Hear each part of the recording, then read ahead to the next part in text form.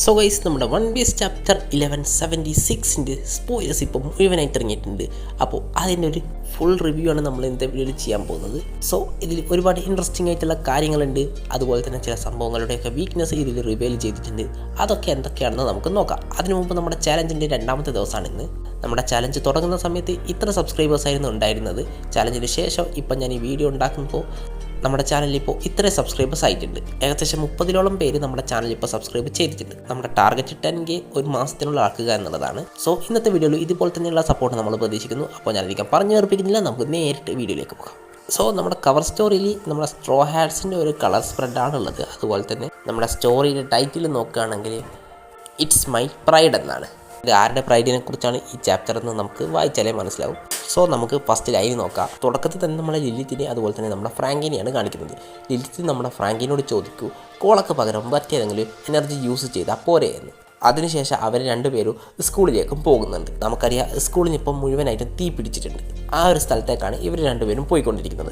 പിന്നത്തെ സീനിൽ നമ്മുടെ നാമിയും സിയൂസും കൂട്ട സ്കൂളിൽ പിടിച്ചിട്ടുള്ള ആ തീ കെടുത്താൻ ശ്രമിക്കുന്നുണ്ട്. പക്ഷേങ്കിൽ ഡ്രീം മോൺസ്റ്റേഴ്സ് വന്ന് നമ്മുടെ സിയൂസിനെ ഡിഫീറ്റ് ചെയ്യുമെന്നാണ് ഇവിടെ പറഞ്ഞിട്ടുള്ളത്. ഇപ്പോൾ കുറച്ചായിട്ട് നമ്മുടെ മറ്റുള്ള സ്ട്രോ ഹാറ്റ്സ് പ്രത്യേകിച്ച് ഒന്നും ചെയ്യുന്നില്ലായിരുന്നു. ഇപ്പം നമ്മുടെ നാമി ഒന്ന് ചെയ്യാൻ ശ്രമിച്ചു. പക്ഷേ അതിൽ വലിയ ഉപകാരമൊന്നും ഉണ്ടായിട്ടില്ലെങ്കിലും ഇനി ഒരു പക്ഷേ നമ്മുടെ മറ്റുള്ള സ്ട്രോ ഹാറ്റ്സിനെയും കൂടി ഓടെ ശ്രദ്ധിച്ച് അവർക്കും വേണ്ട രീതിക്കുള്ള പവറപ്പ് കൊടുക്കുമെന്ന് നമുക്ക് വേണമെങ്കിൽ വിചാരിക്കാം. പിന്നെ അടുത്ത ലൈനിൽ നോക്കുകയാണെങ്കിൽ നമ്മുടെ ലിലിത്തും ഫ്രാങ്കിയും കൂടെ അവിടേക്ക് വരൂ. എന്നുവെച്ചാൽ ലിലിത്ത് ഒരു മെഷീൻ ഉപയോഗിച്ചിട്ട് അവിടെയുള്ള ഫയർ മൊത്തം ഫ്രീസ് ചെയ്ത് കളയുമെന്നാണ് ഇവിടെ പറഞ്ഞിട്ടുള്ളത്. അതിനോടൊപ്പം തന്നെ സ്കൂളും.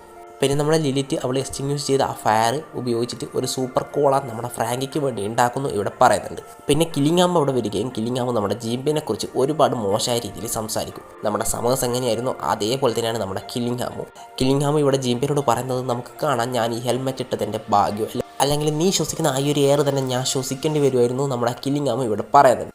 അതിനുശേഷം നമ്മുടെ സാഞ്ചി ഇത് കേൾക്കുകയും നമ്മുടെ സാഞ്ചിക്ക് അത്രയും ദേഷ്യം പിടിക്കുന്നുണ്ട്. എന്നുവെച്ചാൽ ആ ദേഷ്യത്തിൽ തന്നെ നമ്മുടെ കില്ലിംഗാമിന് നമ്മുടെ സാഞ്ചി നല്ലൊരു കിക്ക് കൊടുക്കുകയും എന്നുവെച്ചാൽ നമ്മുടെ സാഞ്ചി നമ്മുടെ കില്ലിംഗാമിൻ്റെ ഹെൽമെറ്റ് ബ്രേക്ക് ചെയ്ത് കളയുന്നുണ്ടെന്നും ഇവിടെ പറഞ്ഞിട്ടുണ്ട്. അപ്പോൾ ഇതിന് ശേഷം നമ്മുടെ കില്ലിംഗാമും നമ്മുടെ സാഞ്ചിയും ഒരു പക്ഷേ ഇവിടെ നിന്നൊരു ഫൈറ്റ് സ്റ്റാർട്ട് ചെയ്തേക്കാം. നമുക്കറിയാം നമ്മുടെ സാഞ്ചിക്ക് നമ്മുടെ വാനോ കഴിഞ്ഞതിന് ശേഷം ഒരു മെയിനായിട്ടുള്ളൊരു ഓപ്പണൻറ്റിനെ കിട്ടിയിട്ടില്ലായിരുന്നു. ഒരു പക്ഷേ ഈ ഒരു ആർക്കിൽ നമ്മുടെ സാഞ്ചി ഫൈറ്റ് ചെയ്യാൻ പോകുന്നത് നമ്മുടെ കില്ലിംഗാമുമായിട്ടായിരിക്കും.